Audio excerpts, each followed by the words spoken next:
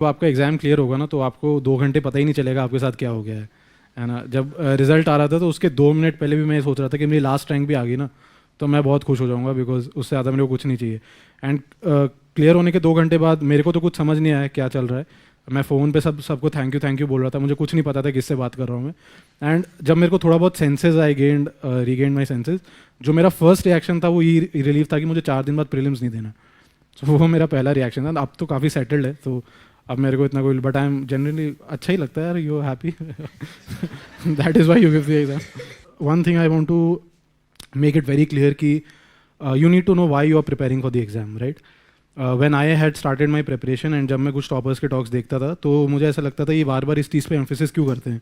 मुझे लगता था ये बेकार की बातें हैं, तो क्लियर होने के बाद कोई भी कुछ भी बोलता है।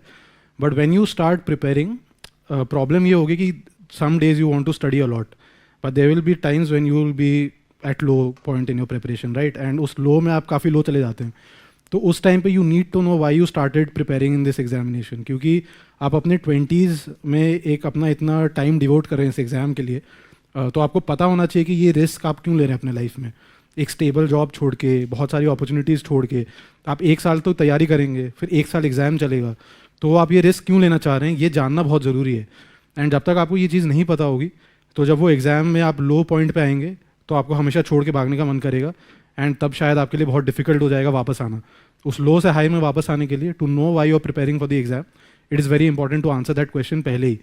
एंड एज ए सेड, पहले मेरे को लगता था कि ये सब फालतू की बातें होती हैं, हर कोई आके बोलता है, but for me I think it was very important, especially when I was troubled in my preparation, right. तो this I wanted to say first of all. Secondly, जो बेसिक मंत्र इस एग्ज़ाम का है फॉर ऑल एस्पेक्ट्स, चाहे prelims हो, mains हो या पीटी हो, the interview, it is revise, revise, study, revise again and then test, और उसके बाद PYQs। ये आपको हर स्टेज पे करना है, और आपको इतना ही करना है, इतने में ही एग्ज़ाम क्लियर होता है, इतने में ही मैंने किया है, राइट। एंड इसके बाद एक चीज़, दो चीज़ पे और मैं बात करूँगा before I start the entire session. First of all is identifying the right topper. अच्छा, firstly you guys can understand Hindi and English, right? There is no problem, क्योंकि कुछ बातें दिल से आएंगी तो हिंदी से ही आएंगी, वो इंग्लिश में नहीं आ पाएंगी। तो first of all as I said कि जो राइट टॉपर है वो आइडेंटिफाई करना बहुत ज़रूरी है। आई एम नॉट सेइंग कि राइट टॉपर का मतलब कोई आगे झूठ बोलता है, कोई आगे सही बोलता है। राइट टॉपर का मतलब होता है someone who is from your background, from your optional, जिसने आपके सिचुएशन से तैयारी की है, समझ रहे हो। I am someone who comes from an engineering background, तो CSAT मेरे लिए ईजी रहा होगा, तो आप मेरी CSAT की स्ट्रैटेजी नहीं फॉलो कर सकते अगर आपको दिक्कत है उसमें, राइट। तो सबसे पहले आप एक राइट टॉपर आइडेंटिफाई करिए।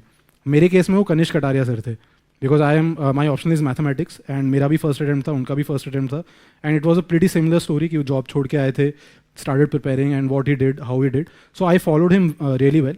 एंड जो जो उन्होंने चीज़ें की, I try to replicate that.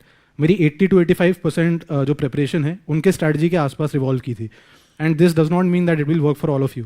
तो आप लोग को अपने लिए कोई एक सोर्स ऑफ गाइडेंस जो आपको लगता है, जो इतने सारे टॉपर्स के टॉक्स होते हैं वो इसीलिए किए जाते हैं बिकॉज आप आइडेंटिफाई कर पाएँ कि किससे आप ज़्यादा कनेक्ट करते हैं, कौन आपके बैकग्राउंड से है, कौन आपके ऑप्शनल से है, और उन्होंने अपने ऑप्शनल के साथ मेंस वगैरह की तैयारी कैसे की, एंड फिर आप उनसे कुछ इंस्पिरेशन लेके अपनी तैयारी उस तरीके से कर सकते हैं, राइट।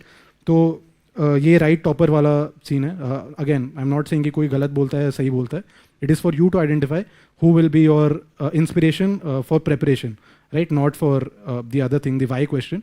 बट जब आप प्रिपेयर कर रहे होंगे तो क्या नोट्स आप पढ़ेंगे, क्या बुक्स आप पढ़ेंगे, स्पेशली ऑप्शनल में, that is very important. Coaching पे एक बहुत सवाल आता है, so this is the last question I will pick up before I start जो प्री मेंस एवरीथिंग।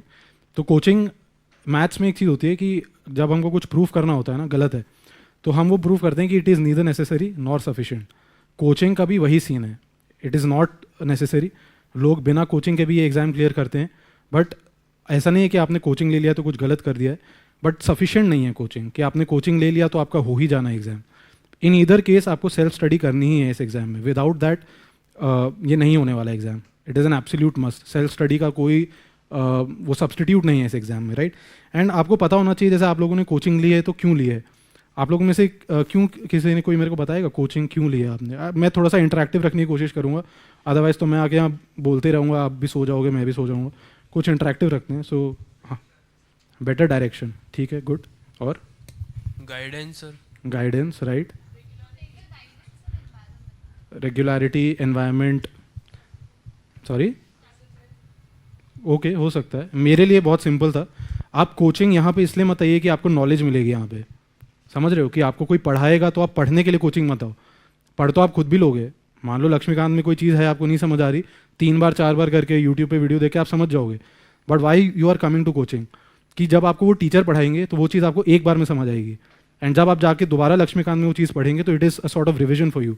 आप उसको स्क्रैच से नहीं पढ़ रहे हैं। इससे होगा क्या, कोई बता सकता है? टाइम बचेगा। एंड टाइम का बहुत बड़ा रोल है इस एग्ज़ाम में। ये पूरा एग्ज़ाम टाइम मैनेजमेंट का गेम है। Time management and risk management, आप कैसे ये दोनों चीज़ें बैलेंस करते हो उस पर ही आपका सिलेक्शन डिपेंडेंट है। तो टाइम मैनेजमेंट के लिए मैंने भी कोचिंग में एनरोल किया था। आई एनरोल एट राउज आईएएस, उनके ऑनलाइन बैच में था मैं, राइट, जैसे आप लोग ने इधर हो अभी। तो एंड एक और चीज़ है, बहुत लोग पूछते हैं अच्छा कोचिंग कौन सा है, ख़राब कोचिंग कौन सा है। सारे कोचिंग बराबर हैं, ठीक है। हर किसी में कोई सब्जेक्ट अच्छा पढ़ाया जाता है, कोई सब्जेक्ट खराब पढ़ाया जाता है। एंड वो हर किसी के लिए चेंज भी करता है। किसी को हो सकता है कोई एक टीचर से कोई एक सब्जेक्ट बहुत अच्छा लगे, किसी को वही चीज़ नहीं अच्छी लगे, right. So there is no right and wrong as far as coaching is concerned. When you have enrolled here, trust whatever they will give you. आपने आप फीस किसी रीज़न से पे किया है, राइट, कि वो आपको कुछ मटेरियल देंगे, वो आपको कुछ पढ़ाएंगे, आप कुछ नोट्स बनाओगे, तो उस पर ट्रस्ट करो। बार बार इधर उधर भागना मत कि यहाँ पे ये चीज़ मेरे को ठीक नहीं लगी तो मैं जाके कुछ और चीज़ें खरीद लेता हूँ मार्केट से। घर पे लाइब्रेरी मत बनाना, समझ रहे हो ना। You have to study less and उधर से ही एग्जाम क्लियर होगा। तो इस एग्जाम में एक एकेडमिक स्ट्रगल है, वो सबको करनी है, ठीक है ना। At the end of the day you have to realize कि it is an academic exam, ठीक है। They are not testing anything out of the blue. वही हम स्कूल कॉलेज में भी यही करते थे, पेपर पे कुछ लिख के आते थे, इधर भी पेपर पे कुछ लिख के ही आना है। तो जो उस पेपर में सही से चीज़ें लिख के आनी है, उसका एक एकेडमिक स्ट्रगल है, वो सबको ही करना है। इस एग्जाम में एक और चीज़ है जो मेंटल वाला एस्पेक्ट है ना, it is very important. Because जैसे मैंने पहले बोला कि जब आपको लोज आएंगे ना, तो यू विल बी वेरी कि भाई मैं क्यों कर रहा हूँ। You will start comparing with your batchmates, your friends, family का भी कभी कभी होता है प्रेशर। तो ये सब चीज़ों के लिए again as I said, you need to know why you stepped into this arena, the first thing, right. And वो एंग्जाइटी वगैरह रहती है। मैं बहुत स्ट्रेस ईटिंग करता था, तो वो मेरे साथ ये प्रॉब्लम भी हो गई थी कि 2020 और जब तक मैंने मेंस दिया, I had gain more than 16-17 kgs of weight, right. तो वो स्ट्रेस ईटिंग में बहुत करता था, पता नहीं, मैं लंच करता था उसके बाद भी मेरे को भूख लगती रहती थी। तो ये सब प्रॉब्लम्स होते ही हैं यू, और हर किसी का अपना तरीका है उसको मैनेज करने का, राइट। तो मेरे कुछ हॉबीज़ थे, मैं उसको परस्यू करता था टू काम डाउन। या जैसे मेरे कुछ फ्रेंड्स थे जिनसे मेरी, बहुत कम लोगों को पता था मैं एग्ज़ाम दे रहा हूँ, तो वो जो मेरे फ्रेंड्स थे वो टाइम निकालते थे दिन में कि वो मेरे से 10-15 मिनट बात कर लें, व्हाट्सएप पे ही हो, चैट वगैरह कर लें। मेरे घर पे भी फैमिली थी, मेरा भाई था, काफ़ी टाइम बाद चारों लोग एक साथ थे बिकॉज ऑफ द लॉकडाउन। तो ये सब चीज़ें होती है आपका। जैसे अब आप लोग, हो सकता है कुछ लोग यहाँ पीजीज वगैरह में रह रहे हो, तो आपका एक अच्छा फ्रेंड सर्कल बन जाए। वो आइडेंटिफाई करना भी बहुत ज़रूरी है, कौन लोग सीरियस है एग्ज़ाम के लिए, कौन लोग सीरियस थे और अब टाइम पास कर रहे हैं। तो वो अगर आपका फ्रेंड सर्कल बनता है तो they will also motivate you quite a lot. मेरे कुछ सीनियर्स थे जिन्होंने एग्जाम दिया, so they help me a lot during the exam, right. So वो हर किसी का अपना ही तरीका है उसको मैनेज करने का, बट वो आएगा ही। एंड उसको वो आएगा तो उसको सप्रेस करने की कोशिश मत करना। बहुत लोग क्या करते हैं कि जब प्रॉब्लम आती है एग्जाम में तो उसको दबाने की बहुत कोशिश करते हैं। वो आना ही है ये प्रॉब्लम, ठीक है। आज कोई मेरे को बोले कि तुमको मेंस के पहले पता था तुम्हारा होने वाला है, मैं दिसंबर बताता हूँ आपको, जनवरी 7 से मेंस था। 1 दिसंबर को मैंने अपने कॉलेज सीनियर को मैसेज किया था, सर इस साल मेरा नहीं हो रहा है, और मैं आपको बताऊंगा क्यों, राइट। तो वो जो एंग्जाइटी है वो आपको आनी ही है। It is how you manage through that, and remember it is going to happen with everyone, ठीक है। ऐसा कोई यहाँ पे जो बंदा क्लियर भी किया है ना एग्जाम, और अगर कोई सर्विस में सर्विस इंप्रूवमेंट के लिए दे रहा है, वो भी देखना बहुत नर्वस होता है एग्जाम के टाइम पे, राइट।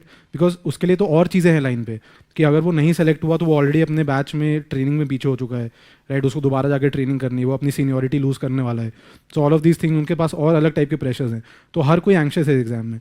मेरा फर्स्ट अटैम्प्ट था तो मैं सोचता था यार जो लोग 4-4 अटैम्प्ट दिए हैं वो तो यार पता नहीं क्या ही लिख के आएंगे, they have so much content.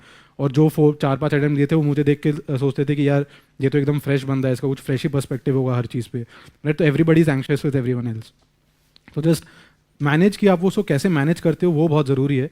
वो हर किसी का अलग होता है। मैं यूट्यूब भी बहुत चलाता था, तो मैं यूट्यूब पे, जैसे मुझे ऑटोमोबाइल से बहुत शौक है तो मैं गाड़ियों के बहुत वीडियोस देखता था, राइट। तो जो भी आप करते हो, it's just how you calm yourself down to get yourself in that natural state कि भाई ठीक है, व्हेन यूर, एक बैलेंस होता है। फिर एक होता है कभी आप बहुत ओवर एक्साइटेड होते हो, कभी आप एकदम ही ज़मीन पे होते हो। तो how you know shuffle between these two phases, वो आपको जानना ज़रूरी है। And try to live a normal life, जैसे मैं बताऊंगा अभी आपको। कुछ इसमें ऐसा जाके अलग नहीं करना है इस एग्ज़ाम में कि पता नहीं 25 घंटे पढ़ने हैं दिन में, पॉसिबल ही नहीं है, तो क्यों करना है। आराम से हो जाएगा, कोई लोड नहीं है, है ना।